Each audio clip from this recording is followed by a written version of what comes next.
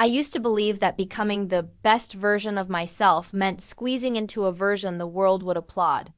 But the day I stopped trying to impress everyone else, the day I finally loosened my grip on who I thought I should be, something shifted, something softened, something awakened. And for the first time in years, I felt a quiet, tender whisper inside me asking, "What if the real you is enough?" That whisper became the first crack in the armor I had spent a lifetime building. And it changed everything. For so long, I ran. Not physically, emotionally.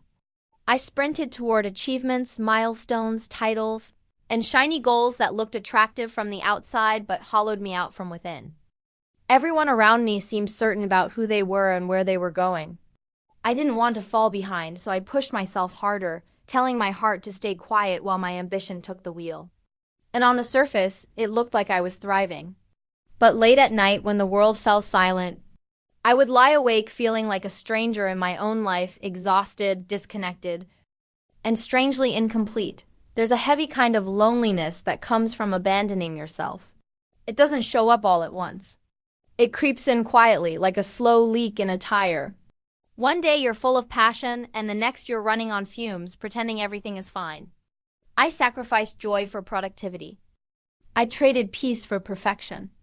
I silenced the parts of me that were soft, curious, creative, and wonderfully imperfect, all because I believed success required hardness and sacrifice. But no matter how much I accomplished, the feeling of not enough clung to me like a shadow. Eventually, that shadow became impossible to ignore. My relationships thinned out. My emotional world dimmed. I stopped laughing the way I used to. I stopped breathing deeply. I stopped noticing the gentle beauty of ordinary moments, the warmth of morning light on my skin, the sweetness of slow conversations, the comfort of simply being present. I became a person living on fast forward, skipping through my own life as if the real me was hidden somewhere in the future. And then, one day, I caught a glimpse of myself in the mirror, tired eyes, tight shoulders, a heart whispering for help, and I realized I had lost more than time. I had lost myself. The turning point wasn't dramatic. There was no explosion, no spiritual lightning strike, no grand cinematic collapse. It was subtle, almost quiet. I simply reached a place where pretending hurt more than being honest. A place where forcing myself forward felt heavier than pausing. A place where I finally asked, what if I stopped running? That question unraveled something deep inside me. It made me curious instead of afraid. It made me wonder what my life might look like if I allowed myself to feel again. To listen again. To be again. So I began with the smallest step, listening to the soft pulse of my own truth. Not the voices of society, not the expectations of people around me, but the voice I had neglected for years. The voice that asked for gentleness, for authenticity, for space to breathe. I started choosing what felt aligned instead of what looked impressive. I said no more often. I rested when my body begged for rest. I chose stillness without guilt. I followed small sparks of joy without apologizing.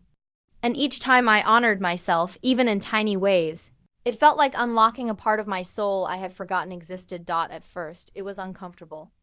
There's a strange vulnerability in choosing yourself, almost like stepping outside without armor, exposing the most tender parts of who you are. People didn't always understand. Some questioned my choices, others judged them, and a few silently drifted away. And yet, the more I lived in alignment with myself, the lighter I became. I rediscovered softness. I rediscovered warmth. I rediscovered that quiet inner glow that comes from living honestly. Life didn't get easier, but it became fuller, richer, more intimate, more mind. And slowly, almost magically, new opportunities appeared.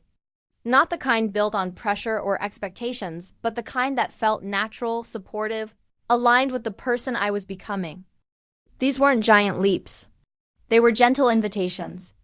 Invitations to grow, to expand, to reconnect, to trust. It felt as if the universe had been waiting for me to return home to myself before unveiling what was always meant for me.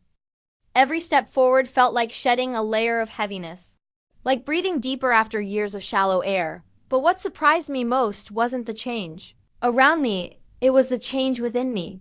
The more I honored my own truth, the more I realized how far I had drifted from it.